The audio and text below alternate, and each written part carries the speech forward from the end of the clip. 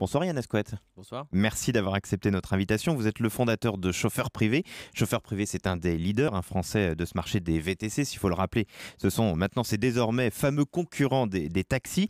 Alors ce soir, vous venez nous annoncer sur Europe 1 que vous allez vous développer à l'international, en l'occurrence à Lisbonne. Alors première question peut-être idiote, mais pourquoi Lisbonne ? Non, c'est pas une question idiote, vous avez raison. Écoutez, quand on a fait l'opération avec Daimler, il y a Je maintenant... rappelle que Daimler est aujourd'hui l'actionnaire majoritaire de Chauffeur Privé. Oui, absolument, depuis décembre dernier.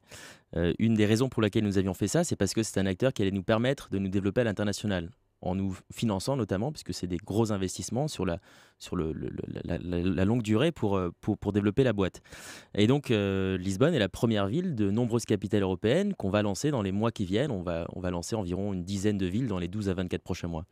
Et donc on peut avoir une idée de ces villes après Lisbonne du coup ? Alors, c'est pas encore définitivement arrêté, puis on verra, mais une dizaine de capitales européennes, vous imaginez bien, parmi les plus grosses... On imagine Londres, on imagine Berlin, Voilà, on imagine Rome, voilà, je suis à peu près je vous bien laisse avec ça. imaginer, voilà, vous n'êtes pas très très loin.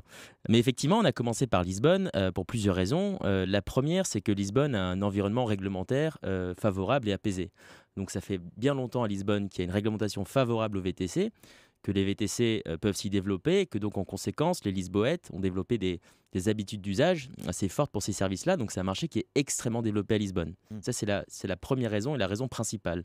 La seconde, et ensuite il y en a d'autres, c'est que c'est un marché qui nous permet de tester également la plateforme pour l'international, puisque par exemple, Lisbonne est sur un fuseau horaire différent de Paris, donc ça pose des complexités techniques certaines et qu'il faut pouvoir les tester en conditions réelles. Donc Lisbonne, pour toutes ces raisons-là... C'est une ville laboratoire avant de vous lancer vers plus grand, c'est ça que vous dites ? Effectivement, la première ville, par définition, c'est une ville laboratoire, puisque c'est la première qu'on lance à l'international, et donc on va se confronter à des choses qu'on n'imaginait pas forcément, et d'autres qu'on imaginait qu'on a préparées, mais il n'y a rien de mieux que le terrain pour faire ça.